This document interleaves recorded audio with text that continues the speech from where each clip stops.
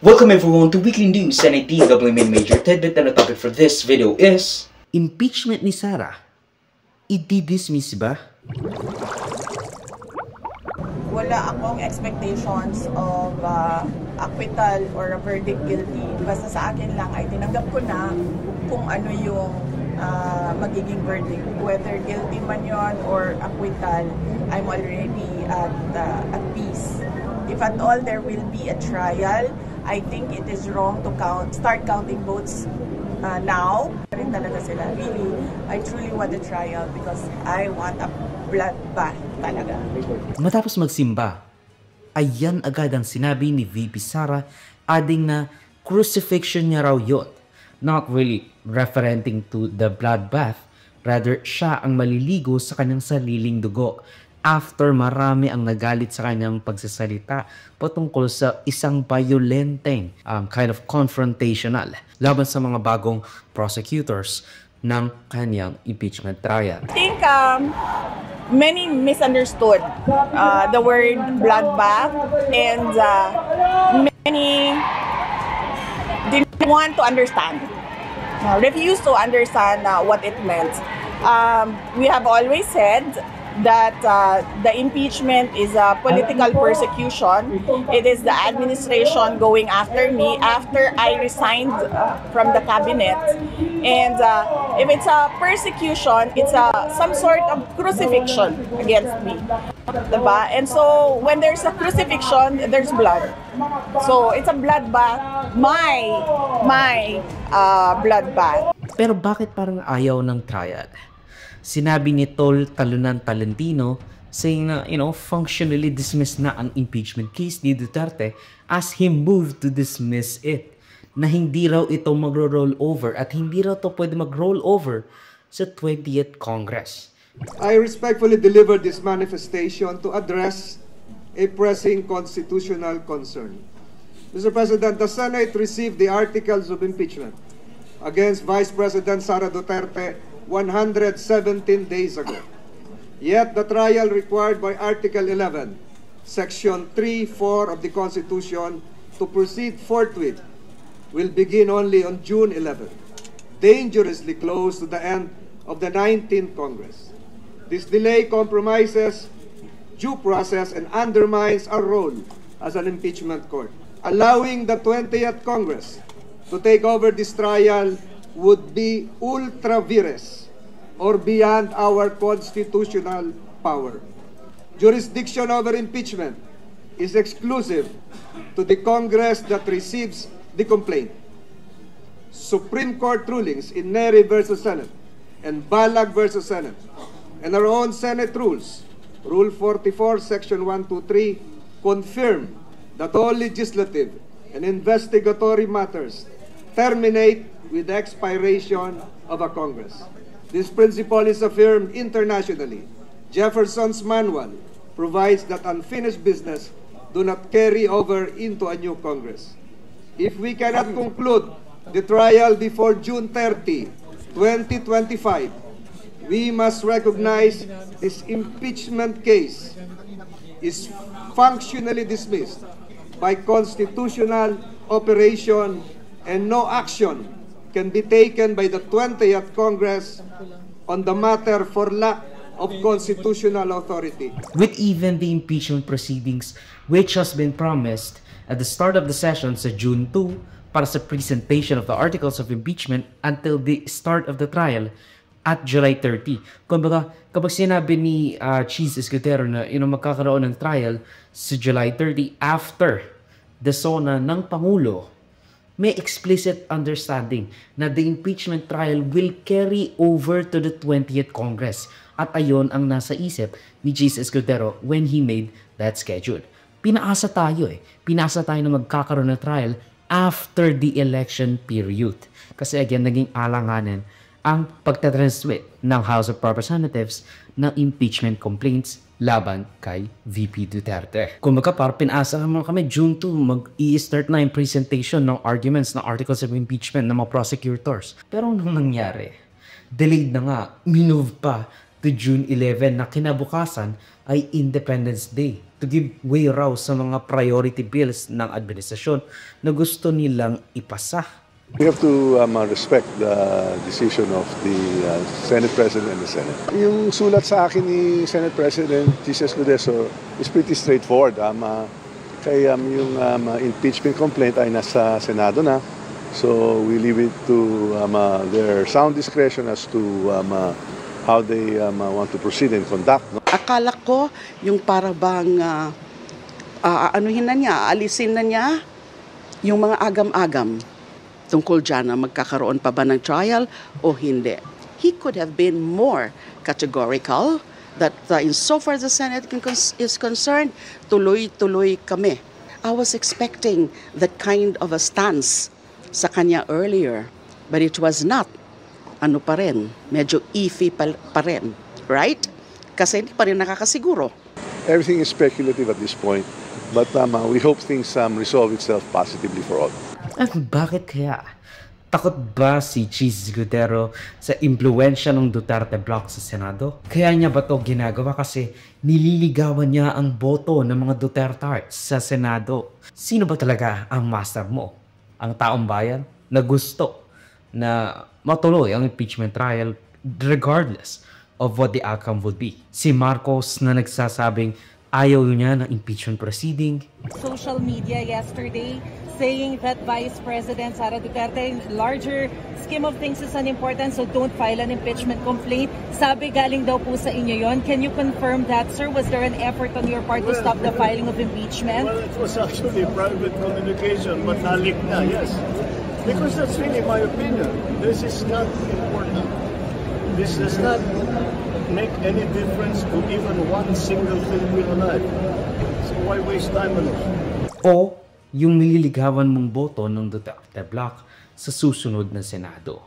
Sir, sabi nyo hindi nyo pa nakakausap si Tito Sen, no, for possible Senate presidency. Pero si SP Cheese, kinausap po ba kayo?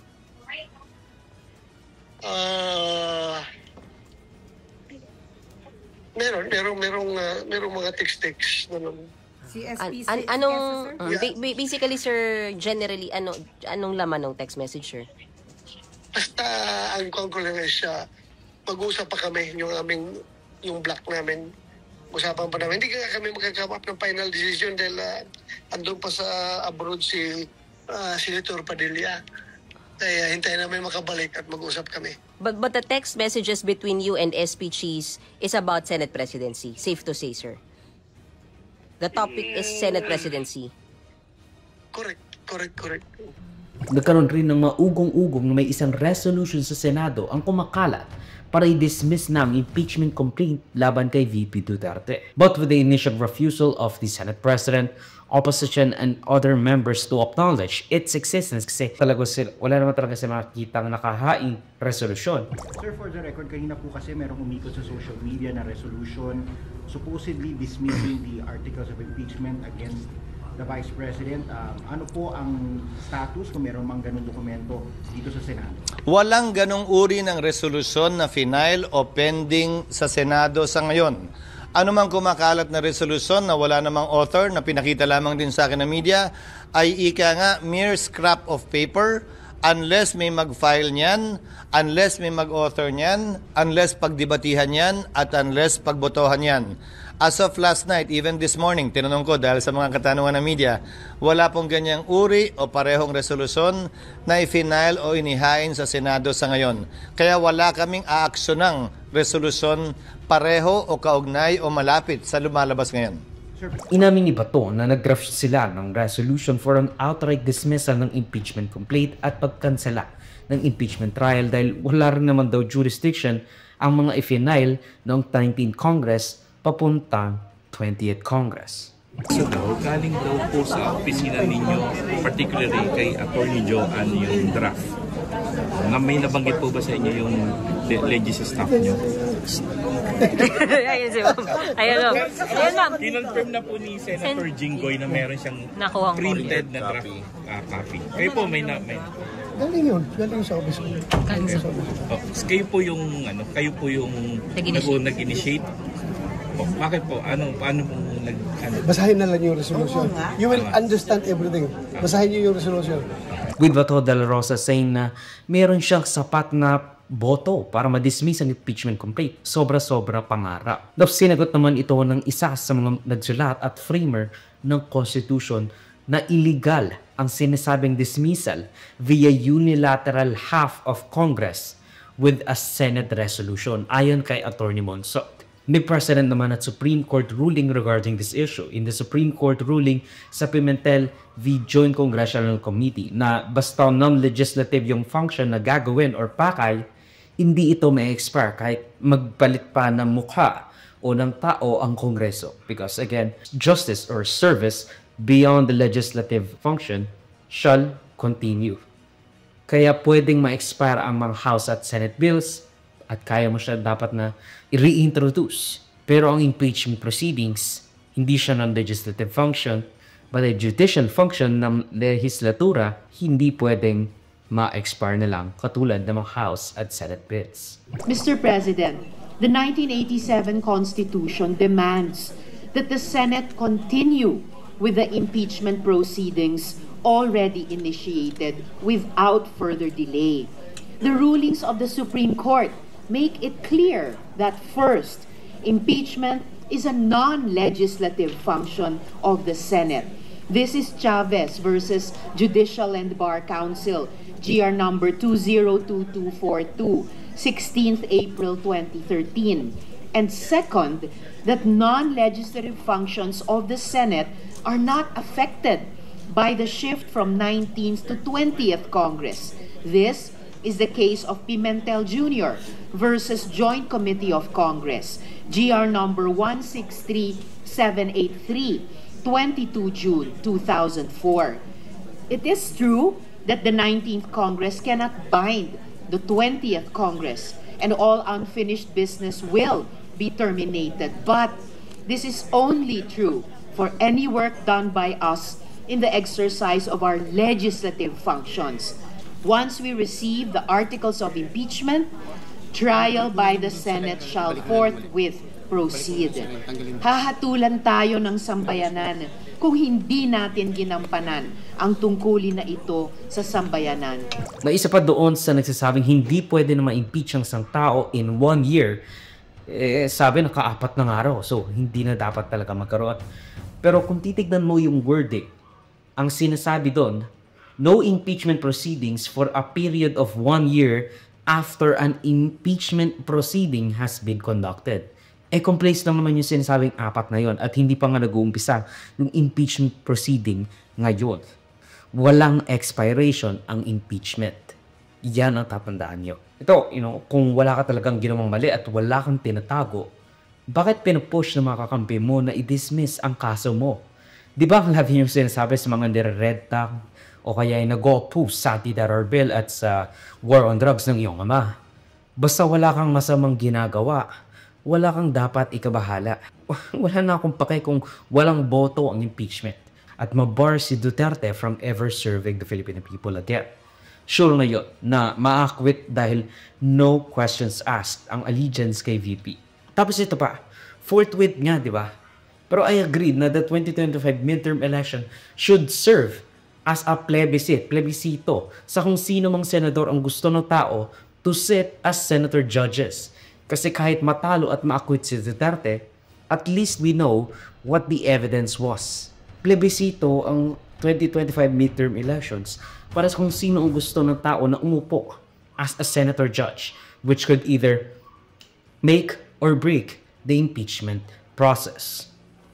Ang gusto ko lang malaman ang iba pang ebidensya ng prosecution at ng defense. Pabor pa nga kay Duterte kasi maaring mabura ang dumi sa kanyang pangalan. Ma-acquit na ang ma-acquit. Basta alam ng tao kung sino ang umabuso sa kanilang judicial autonomy at discretion. Kung lantaran, mag-people's power tayo nang matakot ang mga huwarang senator judges na nag-acquit or nag-convict. Kasi gusto nila o hindi bumabase sa ebidensya. Ang video clip na ito ay galing sa aking series ng News Renver Recap. Check the entire videos for the complete weekly news recap and subscribe to the channel to be kept up to date sa mga local at global news na I'll make sure will be interesting to you. Particularly you, whatever your name is. Hindi ko alam, sorry. Salamat sa panonood mga ka-farmy. Like, subscribe, follow me like sa socials and avoid Joseph that will be linked down below. So, susunod of course. Paalam.